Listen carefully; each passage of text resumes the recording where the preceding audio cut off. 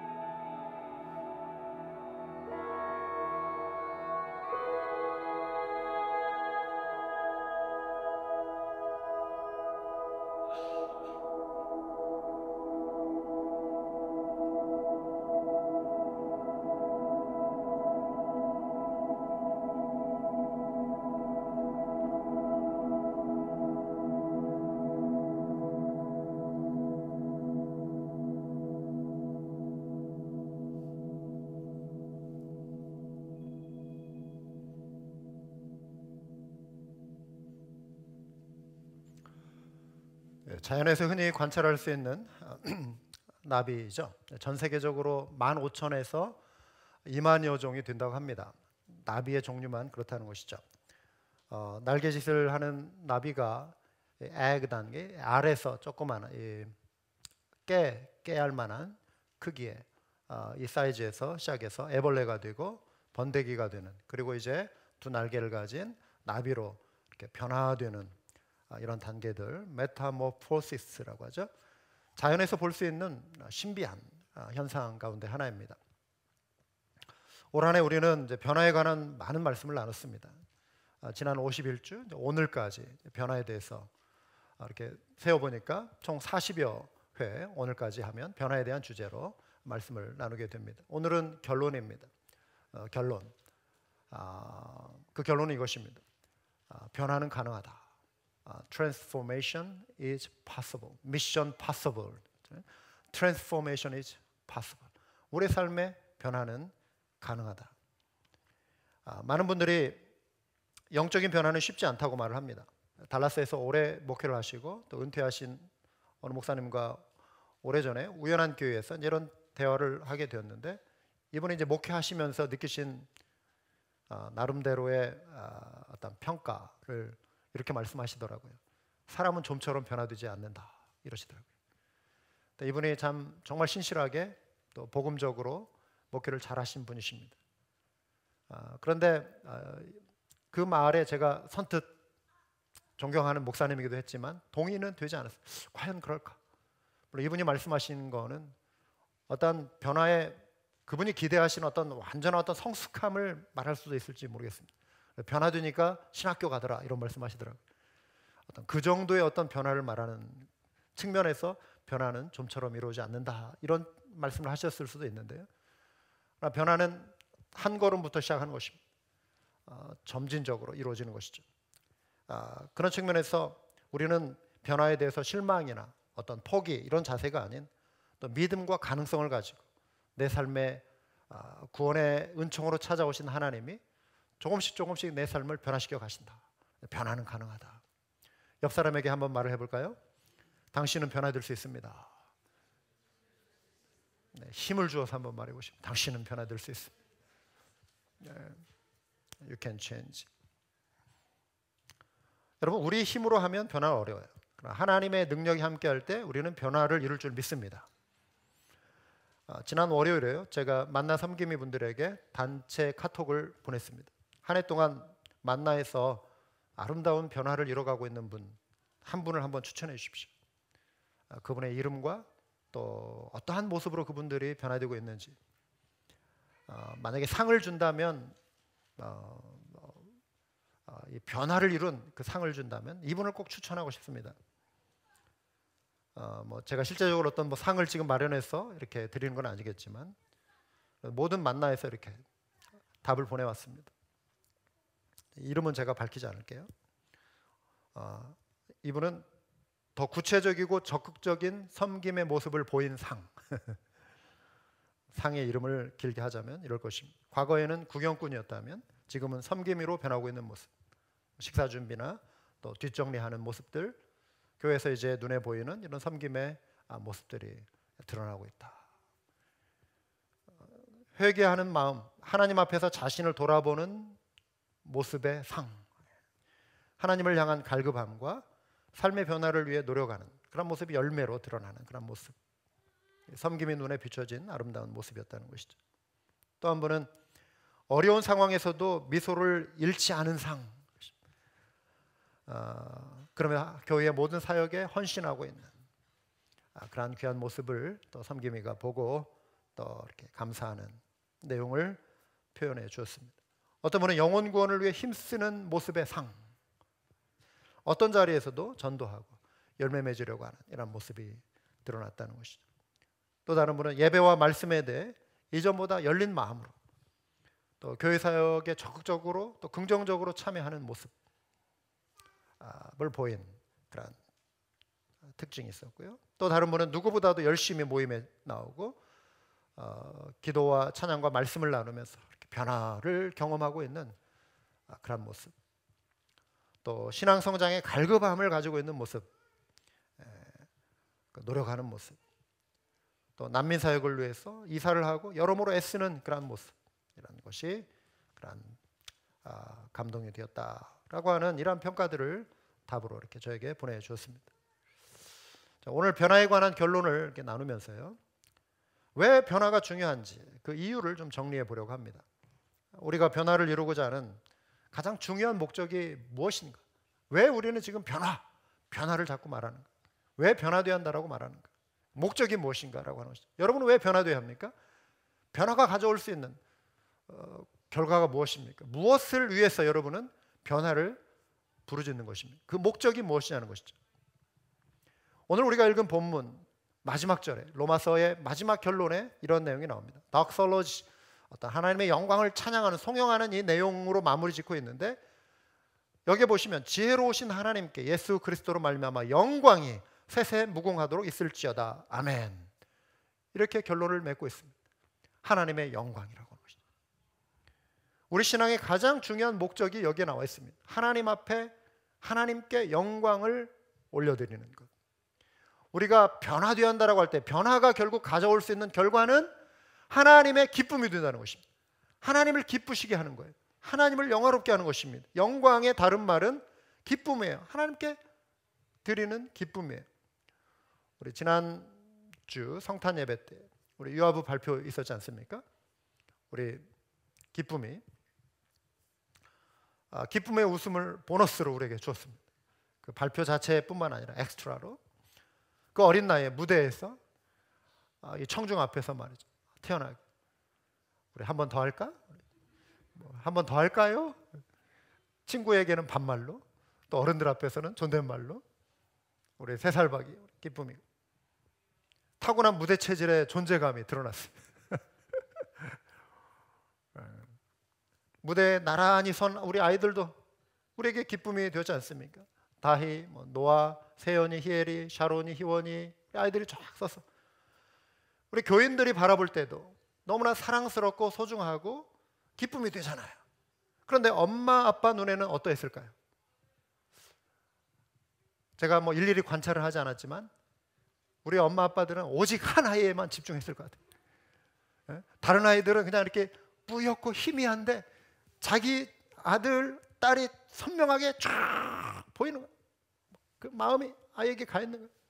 좀 과장하면 그렇다는 것이죠. 다들 보셨겠지만 엊그제 태어나 부모의 품에 안겨있던 아이들 어느새 이렇게 자라서 변화가 되어서 하나님을 찬양하는 아이들 무대에 서서 노래를 하죠. 이 움직임을 한순간도 놓치고 싶지 않았어요.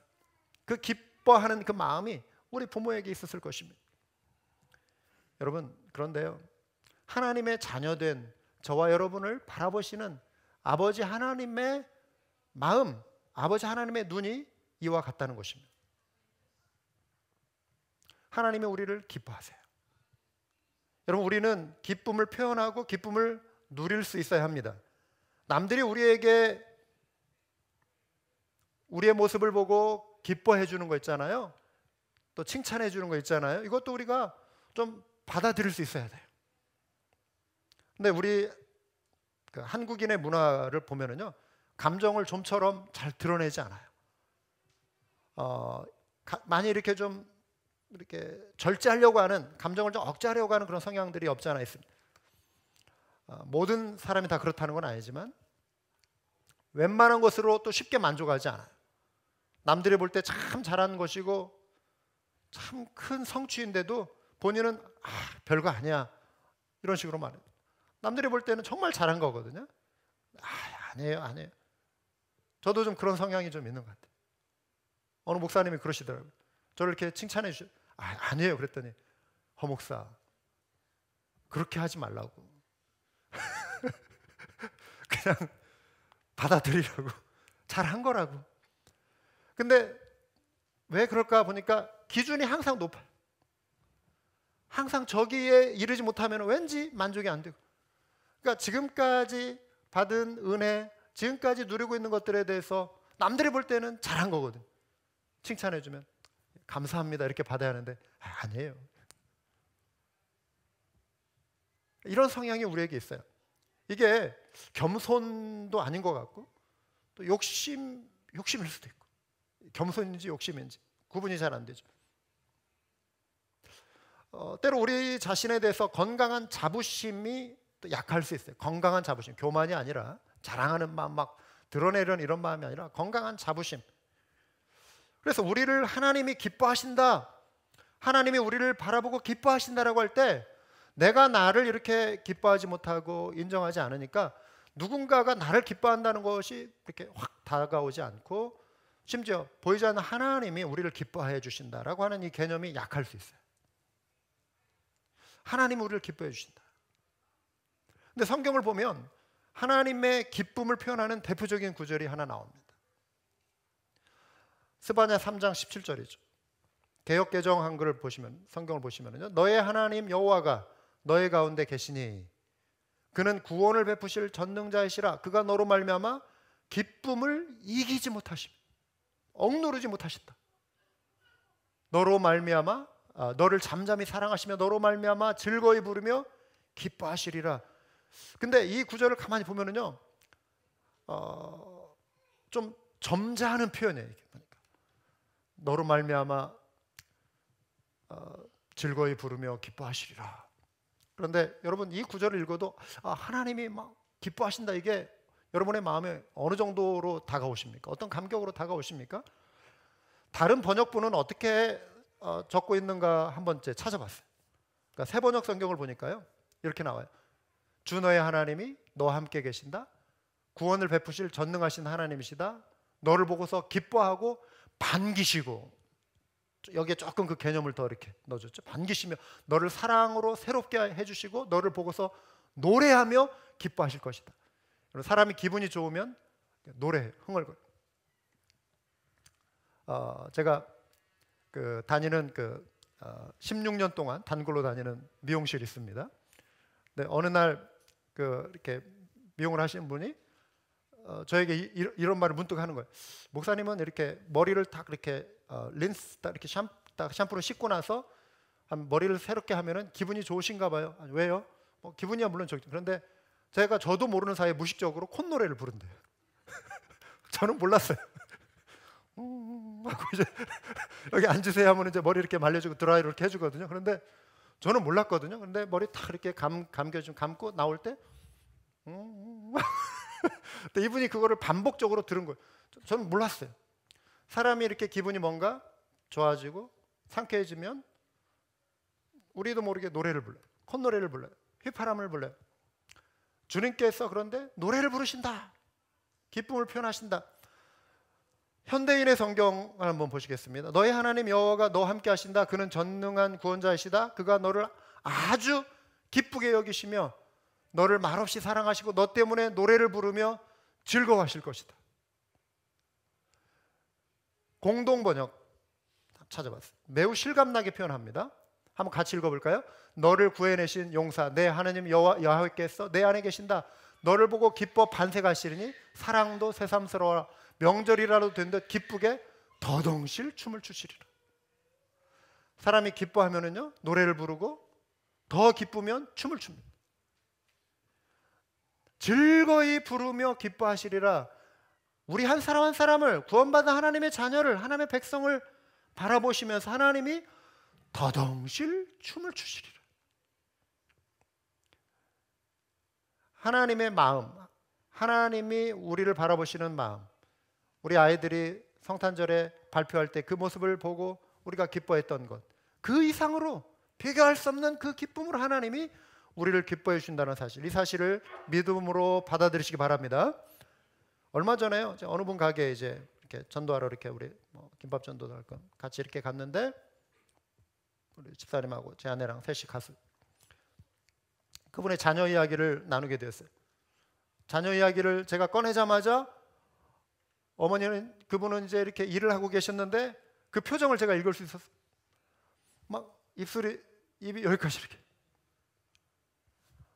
기뻐하심. 자기 자녀를 생각할 때 그 엄마의 기쁨이 있는 거예요. 제가 그 자녀의 이름을 그 어떤 사회에서 이렇게 잘하고 있는 어떤 모습을 들어서 이렇게 이렇다면서요 축하하면 기뻐하는 거예요. 자녀에 대한 그 기쁨, 감출 수 없는 그 기쁨. 여러분, 자녀에 대한 부모의 마음이 이런 거예요. 더덩실 춤추며 기뻐하다. 하나님께서 우리를 보실 때 이렇게 기뻐하신다. 이러한 기쁨을 드리는 것이 하나님 앞에 영광을 드리는 것이다. 하나님께 영광을 드리는 것이다.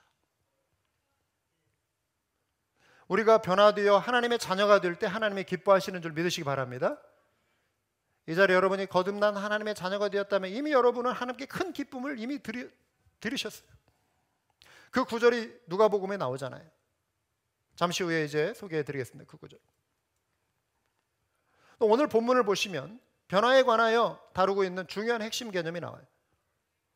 나의 복음과 예수 그리스도를 전파함은 모든 민족이 믿어 순종하게 하시려고 말씀하고 있습니다. 왜 복음을 전하는가? 왜 그리스도를 전파하는가? 먼저 믿게 하려고, 그리고 순종하는 자가 되게 하려고. 오늘 변화에 관한 결론을 내리는 시간입니다. 어떠한 변화인가? 두 가지를 정리해 보려고 합니다. 첫째는 우리가 복음을 믿음으로 일어나는 변화예요. 우리가 믿을 때 일어나는 변화. 여러분, 복음이 무엇이죠? 복음은 하나님의 아들이 이 땅에 오셨고 사셨고 우리를 위해 죽으시고 부활하셨으며 믿음으로, 다른 무엇이 아닌 믿음으로 우리가 하나님 나라에 들어간다는 것, 들어갈 수 있게 된 것, 이게 복음이에요. 그런데 이 복음이 구약시대 동안에는 구체적으로 드러나지 않았습니다. 때가 참에 아들을 보내셨어요.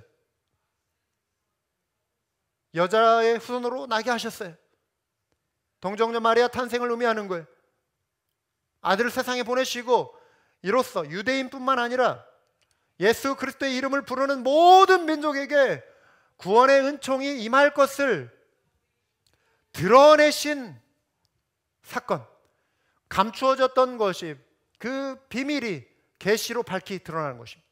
예수 그리스도를 통해 유대인뿐만 아니라 이방인, 열방이 그 이름을 부르는 자들이 구원을 얻게 된다라고 하는 사실, 이게 감추어진 비밀이 드러난 거예요. 이 계시가 밝히 드러난 것입니다. 그래서 이것을 신비의 계시다라고 오늘 본문에서 바울이 말씀하고 있습니다. 여러분, 복음은 그리스도를 얻는 거예요. 그리스도를 소유하는 거예요. 그리스도가 나의 주인이 되는 것입니다. 이게 복음이에요. 세상에 그 무엇을 다 얻는다 할지라도 예수 그리스도를 얻지 못한다면 그는 가장 불행한 인생이 되는 것입니다. 비록 세상에서 많은 것을 누리지 못하고 살아도 그리스도를 얻었다면 그는 가장 행복한 사람이 됨을 믿으시기 바랍니다. 복음은 우리로 하여금 주님으로 인해 만족하고 감사하며 이로써 담대하게 해줍니다. 이로써 평안한 삶을 살아가게 만들어줍니다. 복음이 우리를 그렇게 변화시켜줘요. 이러한 내면의 변화가 외적인 삶의 변화를 가져다 줍니다. 이러한 변화를 이루어주는 그 통로가, 그 수단이 믿음이에요. By faith through grace. 하나님의 은혜로, 믿음으로 말미암아 얻는 구원. 믿음은 우리를 하나님의 자녀로 거듭나게 합니다. 즉 믿음으로 인해서 일어나는 이 변화, 이거를 가리켜 우리는 근원적인 변화라고 말해요. 근본적인 변화, conversion, transformation. 아까 나비의 그 변화의 과정처럼 어떤 외적인 형태는 우리에게 있어서 달라지지 않아요. 어제 입었던 옷 똑같이 입고, 어제 먹었던 음식 똑같이 먹고, 어제 사용하던 자동차 똑같이 사용하고 살아가고, 어제 다녔던 일터 오늘도 똑같이 가고, 외적인 삶은 변화되는 것이 없는데 내 내면이 예수 그리스도를 만나는 순간, 믿음으로 그리스도를 영접하는 순간 내 마음이 변화되기 시작한, 변화가 일어난 거예요. 이전에 없던 기쁨, 이전에 없던 담대함, 이전에 없던 평안이 나를 주관하기 시작하는 것입니다. 따라서 근원적인 변화는 어떤 잘못된 습관 한두 개 고치거나 성품이 조금 착해지는 정도 아닙니다. 이 정도의 차원은 세상의 어떤 책을 읽고 어떤 다른 어떤 명상을 하고 이래도 좀 마음 좀 이렇게 평안하게 갖고 이렇게 어느 정도 습관 좀 고치고 이렇게 할 수 있어요. 그러나 핵심은, 변화의 핵심은 예수 그리스도가 이 땅에 오셔서 우리에게 게으름 좀 고쳐주고 시간 관리 잘하는 사람 되게 하는 차원이 아니라고 하는 것입니다. 근원적인 변화는 이것입니다. 죄에 속해 있던 옛사람이 새 사람으로 바뀌는 것입니다. 어둠에 속한 자가 빛에 속한 자로 바뀌는 것입니다. 이전 것이 지나가고 곧 새 피조물이 되는 것입니다.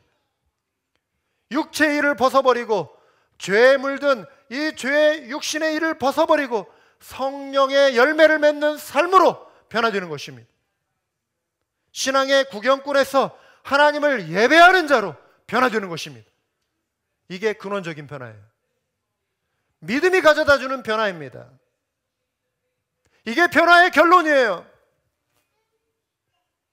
이러한 변화를 이룰 때 하나님이 기뻐하시고 영광 받으십니다. 그래서 누가복음 15장 7절에 내가 너에게 이르노니 이와 같이 죄인 한 사람이 회개하면 하늘에서는 회개할 것 없는 의인 99으로 말미암아 기뻐하는 것보다 더하리라. 하나님이 기뻐 더덩실 춤추는 일이 하늘에서 일어나고 있다라고 하는 것입니다. 여러분 한 분이 예수 그리스도의 이름을 믿고 죄를 회개하고 돌이켜 나의 주 나의 하나님으로 예수 그리스도를 받아들이는 순간 하늘에서 잔치가 일어나며 더덩실 하나님이 춤추는 일이 일어난다는 거예요. 하나님이 영광 받으시고 하나님이 기뻐하시는 일이 일어난다는 것입니다. 잃어버린 양을 찾은 목자의 기쁨이 곧 하나님의 마음이에요.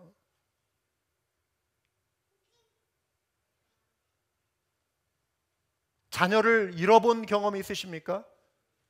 그 안타까움, 그 절박함, 그 슬픔, 그 당혹스러움,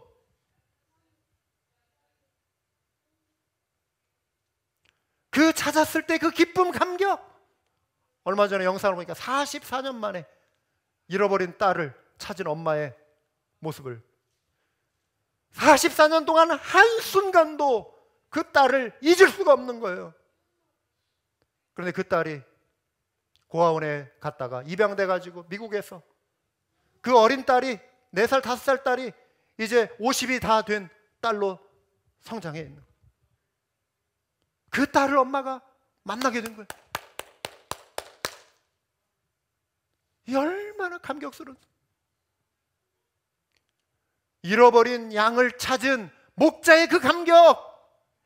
누가복음 15장에 나옵니다.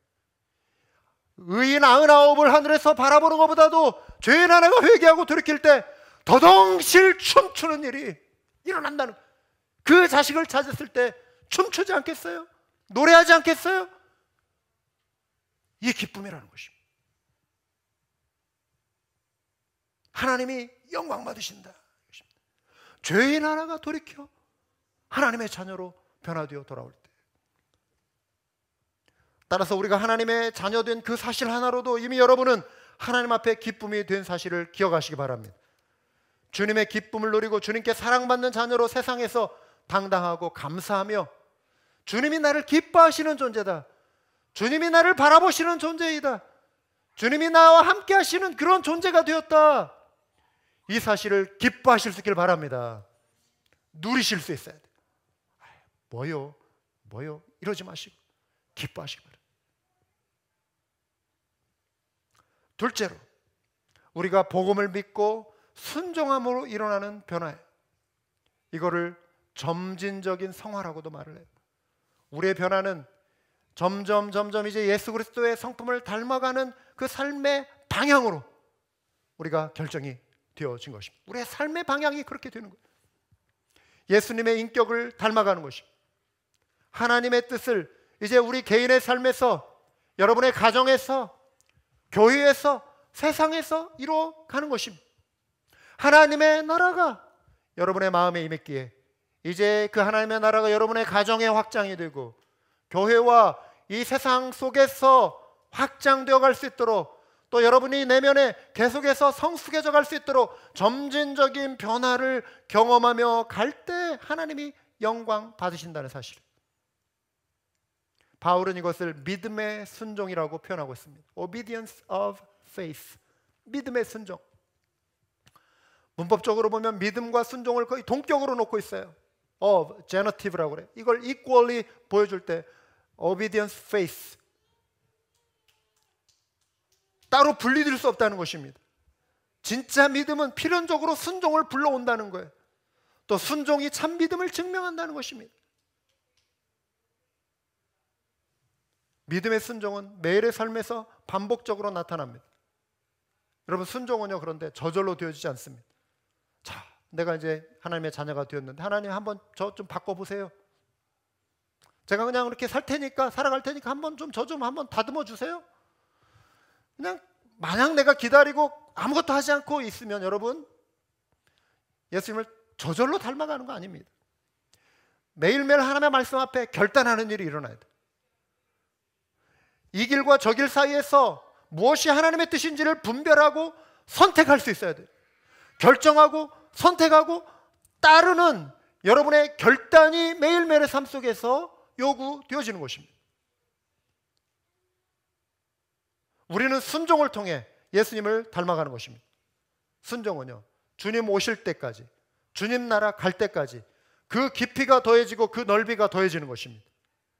그래서 순종은 점진적인 과정입니다. 순종이 우리를 단숨에 완벽한 perfection에 이르게 하지 않습니다.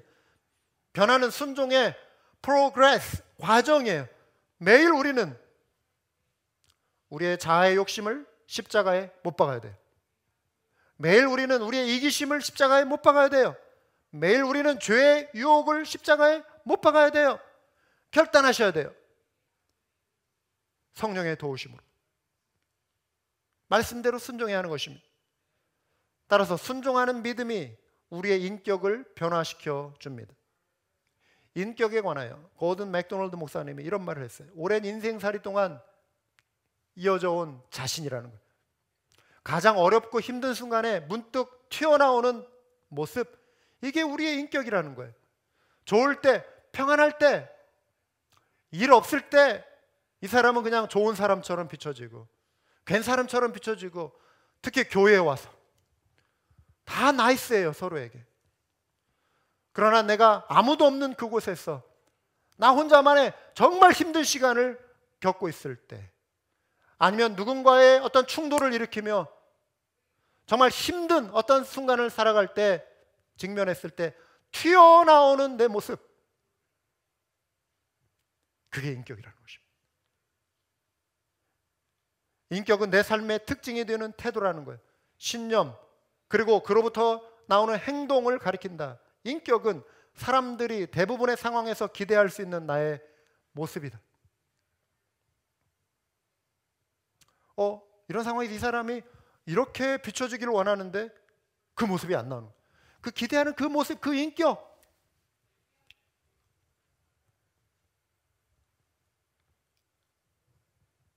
여러분 내면의 인격을 살펴보실 수 있길 바라요. 하나님 앞에 서 있는 나의 진짜 모습, 이게 무엇인가? 고난 앞에서, 역경 앞에서, 삶의 도전 앞에서 비춰지는, 드러나는, 툭 튀어나오는 나의 모습, 그걸 우리가 다루기 시작한다는 거예요. 그걸 볼 수 있어야 한다는 것입니다. 그럴 때 성숙이 일어나요. 그럴 때 변화가 일어나는 것입니다.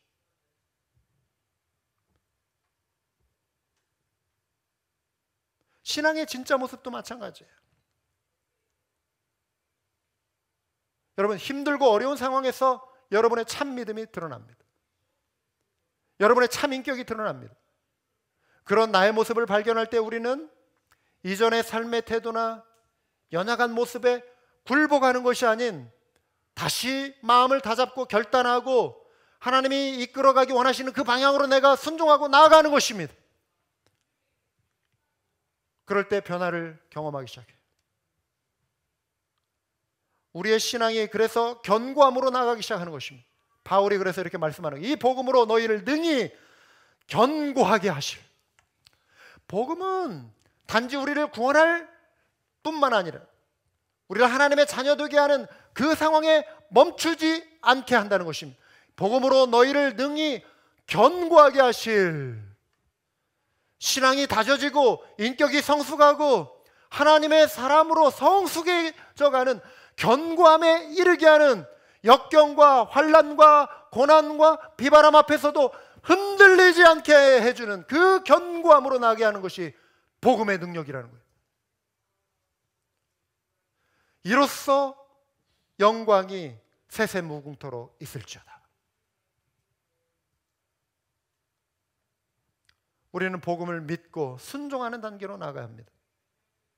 순종해야 할 말씀 중에 우리 안에 있는 복음의 능력이 얼마나 큰지를 신뢰하고 주장하는 것이 있어요. 복음은 그냥 보험이 아니에요. 보험. 파이어 인슈런스가 아니라니까요. 화재 보험이 아니에요. 지옥불 들어가는 거 면하는 그런 인슈런스 차원이 아니라는 것입니다. 오늘의 매일매일의 삶 속에서 하나님 앞에 내가 결단하고 순종하며 하나님을 영화롭게 하는 자의 삶으로 나아가는 매일의 기폭제예요. 매일의 에너지예요. 영적인 복음의 능력이 거기에 있는 것입니다. 복음의 능력이 얼마나 큰지를 우리가 경험하며 살아간다는 것입니다. 고린도후서 4장에 이런 말씀이 나오죠. 어두운 데 빛이 비치라 말씀하셨던 그 하나님께서 예수 그리스도의 얼굴에 있는 하나님의 영광을 아는 빛을 우리 마음에 비추셨느니라. 아멘.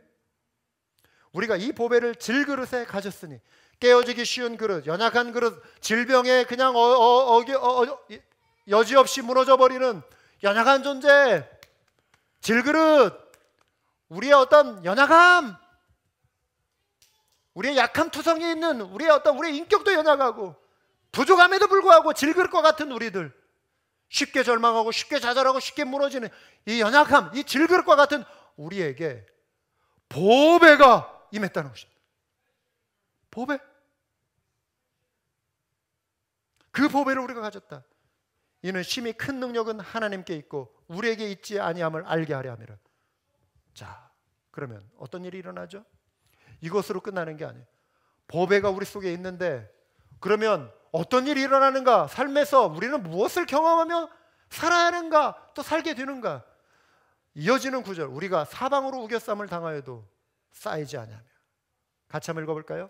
답답한 일을 당하여도 낙심하지 아니하며, 박해를 받아도 버림받지 아니하며, 거꾸로뜨림을 당하여도 망하지 아니하고, 우리가 항상 예수의 죽음을 몸에 짊어지면 예수의 생명이 또한 우리 몸에 나타내게 하려 함이라.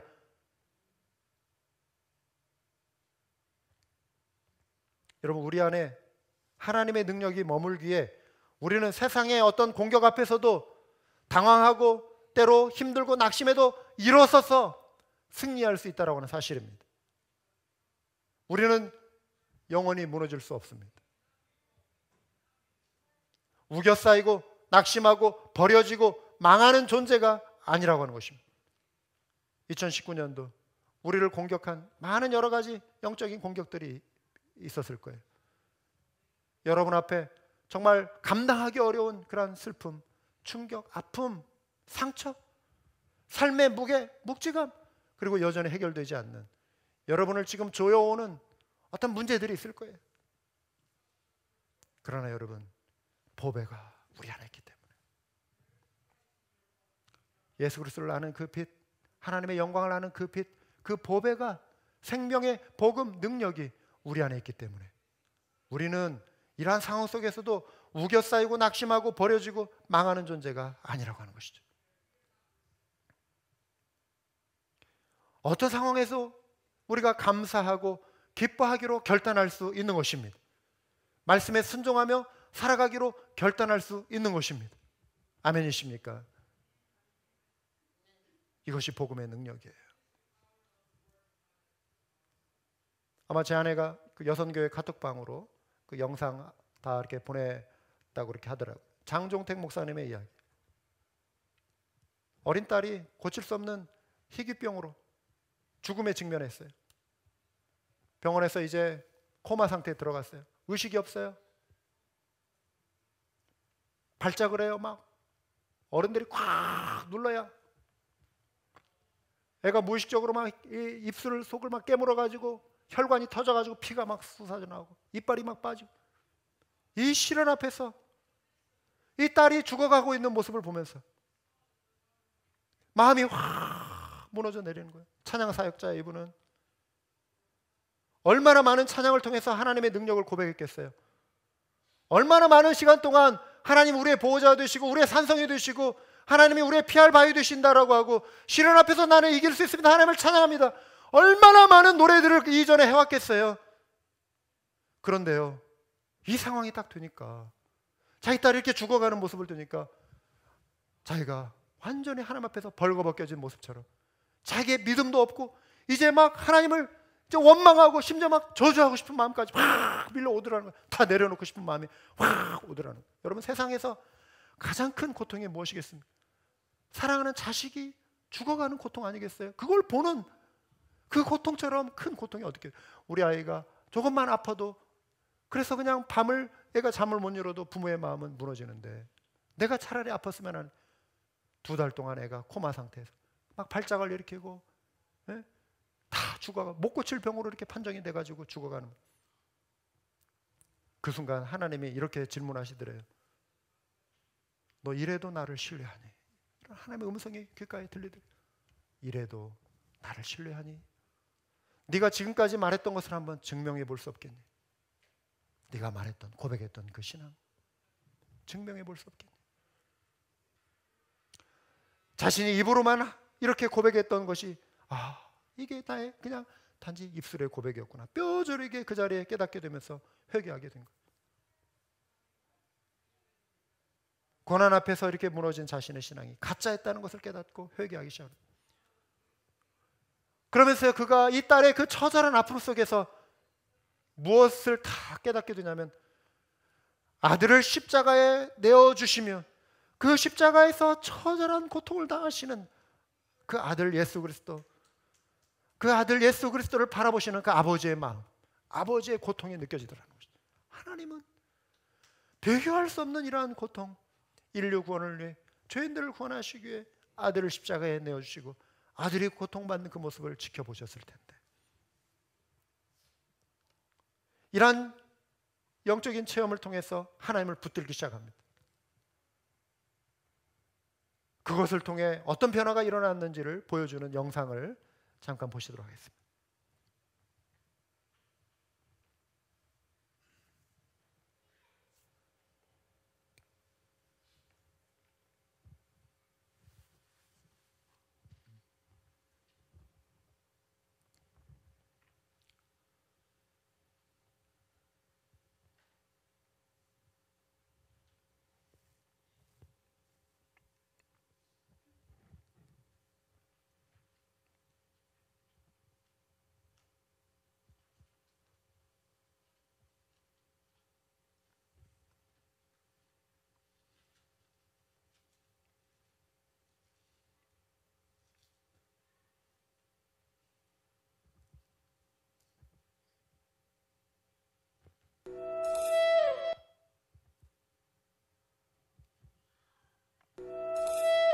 생명과 바꾼 주의 사랑을 잊지 않게 하소서. 나를 위해 흘렸던 주의 눈물 잊지 않게 하소서. 주의 긍휼과 주의 선하심 내가 묵상하오니, 내 영혼 위해 베푸신 주의 은혜 잊지 않게 하소서.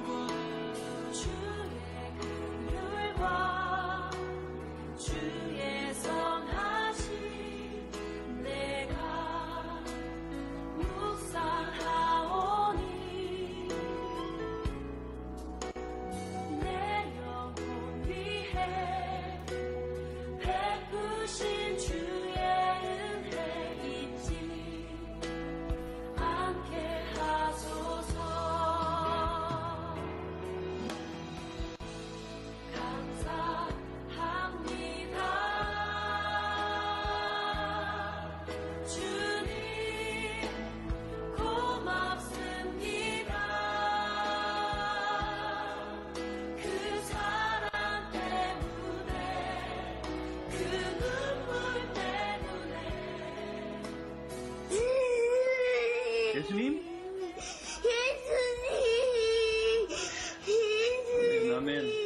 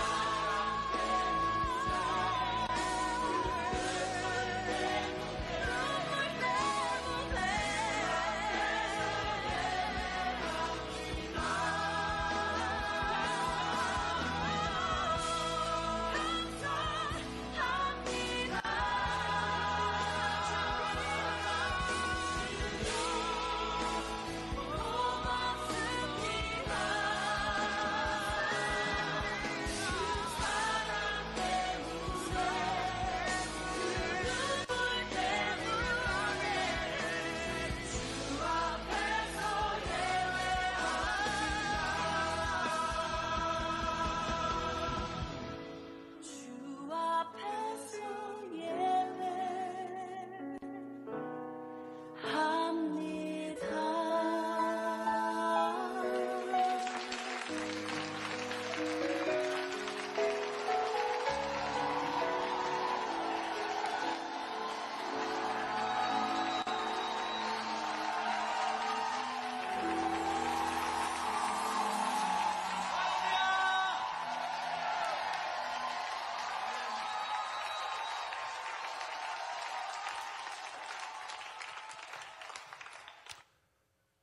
지난 한 해 동안 여러분은 어떤 변화를 경험하셨습니까? 어떤 분은 믿음으로 일어나는, 믿음으로 말미암아 주어지는 거듭남의 근원적인 변화를 경험하셨을 것이고, 또 어떤 분은 믿고 순종함으로 하나님의 뜻을 이뤄가는 변화를 경험하셨을 것입니다. 사람에 따라 변화를 이뤄가는 속도나 그 범위는 조금씩 차이가 있을 것입니다. 그러나 변화를 열망하며 믿음의 순종을 드릴 때 하나님은 우리의 신앙을 견고하게 하십니다. 그리고 하나님께서 영광 받으십니다. 다 같이 기도하시겠습니다.